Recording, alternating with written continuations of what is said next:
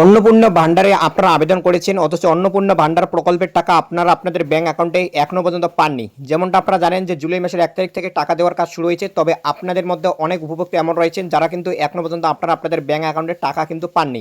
তো কী কারণে টাকা পাননি, টাকা পেতে হলে আপনাদেরকে তাহলে বর্তমানে কী করতে হবে বা কী কারণের জন্য আপনার আবেদনটি বাতিল হয়েছে, যদি আপনারা এই সকল বিষয়গুলি জানতে চান তো অবশ্যই কিন্তু আজকের ভিডিওটি আপনাদের জন্য।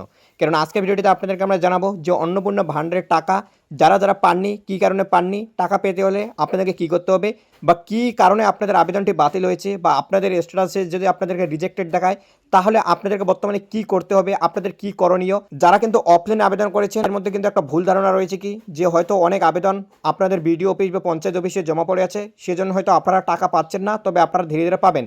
তো এটা কিন্তু একটা ভুল ধারণা। সেটা কেন আমি বলতেছি সেটা কিন্তু আপনারা ভিডিওটি দেখার পর বিস্তারিত কিন্তু তথ্য বুঝতে পারবেন।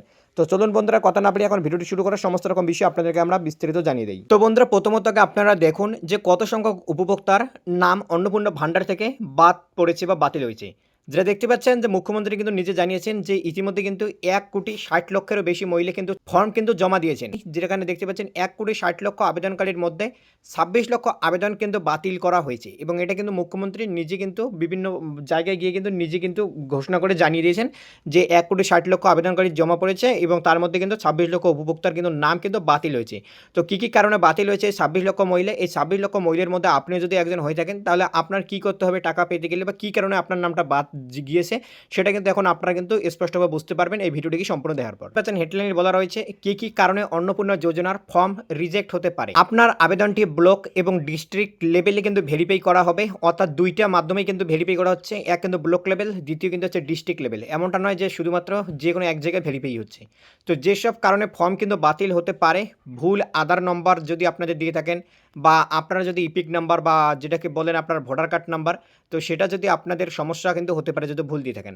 তো বিশেষ করে কিন্তু ভোটার কার্ডটি ভ্যালিড কিনা বা ট্রাইব্যুনালে কোনো কেস আছে কিনা তা কিন্তু কঠোরভাবে চেক করা হবে। অর্থাৎ আপনাদের নাম যদি এসআইআর লিস্টে নেই বা ভোটার লিস্ট থেকে যদি আপনাদের নাম বাদ গিয়েছে, তবু কিন্তু আপনারা এই অন্নপূর্ণা ভান্ডারের টাকা কিন্তু নিতে পারবেন না। তো যারা যারা কিন্তু এই যে ভুলগুলো করেছেন তারপরে আবেদন করেছেন, তো তারা কিন্তু টাকা পাবেনই না। আপনারা যত যাই করুন আপনারা টাকা পাবেন না।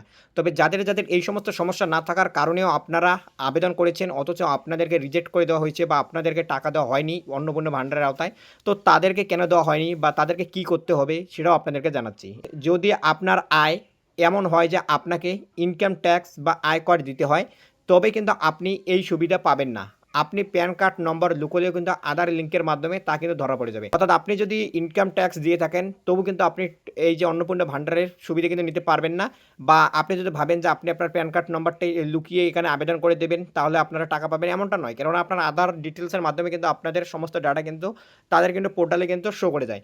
এবার দেখুন কি বলেছে, সরকারি কর্মচারী বা সরকারি পেনশনভোগীরা এই প্রকল্পের কিন্তু ৩,০০০ টাকা পাওয়ার যোগ্য নন। তথ্য গোপন করলেও তা কিন্তু ভেরিফিকেশনে বাতিল হবে। অর্থাৎ যারা কিন্তু কোনো না কোনো সরকারি কর্মসংস্থানের সঙ্গে যুক্ত বা আপনারা কোনো সরকারি চাকরি করেন বা আপনারা সরকারি কোনো পেনশনভোগী, তবু কিন্তু আপনারা এই যে ৩,০০০ টাকা যে অন্নপূর্ণা ভান্ডারের সুবিধাটা সেটা কিন্তু আপনি নিতে পারবেন না যদি এই সকল কারণগুলির মধ্যে আপনি যদি একজন উপভোক্তা হয়ে থাকেন।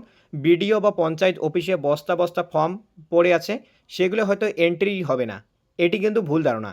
কেননা এর আগেও কিন্তু লক্ষ্মীর ভাণ্ডার বা কৃষক বন্ধুর মতো প্রকল্পগুলোর কাজও কিন্তু অফলাইনেই শুরু হয়েছিল এবং সবাই কিন্তু টাকা পেয়েছেন। এর মধ্যে এই একটা ভুল ধারণা ছিল। তো আশা করা যায় এই বিষয়টি আপনাদেরকে আমরা ক্লিয়ার করে দিতে পেরেছি। তো বন্ধুরা, আশা করা যায় আপনাদেরকে আমরা বিষয়টা বুঝিয়ে দিতে পেরেছি যে অন্নপূর্ণা ভান্ডারের টাকা যারা পাচ্ছেন না কী কারণে পাচ্ছেন না। তো যে সমস্ত কারণগুলি আপনাদেরকে দেখালাম, যদি এই সমস্ত কারণের মধ্যে আপনিও একজন উপভোক্তা হয়ে থাকেন তাহলে কিন্তু কোনো কিছু করার নেই, আপনি কিন্তু অন্নপূর্ণা ভান্ডারের টাকা পাবেন না। আপনারা যেখানে গিয়ে যা কিছু করুন আপনারা কিন্তু অন্নপূর্ণা ভান্ডারের টাকা কোনো মতেই পাবেন না। আর যারা যারা কিন্তু এই সকল নিয়মের মধ্যে পড়েননি অথচ তা সত্ত্বেও আপনাদের টাকা ঢোকেনি, তো আপনাদের কিন্তু করার মতো অনেক কিছুই আছে, তাহলে কিন্তু আপনারা টাকা পাবেন। প্রথমত কি করবেন, মুখ্যমন্ত্রী হেল্পলাইন নম্বরে কিন্তু আপনি যোগাযোগ করতে পারেন, সেখান থেকে কিন্তু পরামর্শ নিতে পারেন। সেখানে আপনাদেরকে জানিয়ে দেবে আপনাদেরকে কী করতে হবে। সেখানেও যদি কাজ না হয় তারপরে নেক্সট স্টেপ যখন যা আপডেট জানাবে আমরা আপনাদেরকে জানিয়ে দেবো এই চ্যানেলের মাধ্যমে। তার জন্য অবশ্যই আপনারা চ্যানেলটিকে সাবস্ক্রাইব করে পাশে অল নোটিফিকেশনটি অন করে রাখবেন এই ধরনের আপডেটগুলো সর্বপ্রথম পাওয়ার জন্য। তো বন্ধুরা, দেখা হচ্ছে আপনাদের সাথে নেক্সট আপডেট। ভালো থাকবেন, সুস্থ থাকবেন। তো ভিডিওটি দেখার জন্য আপনাকে জানাই অসংখ্য ধন্যবাদ।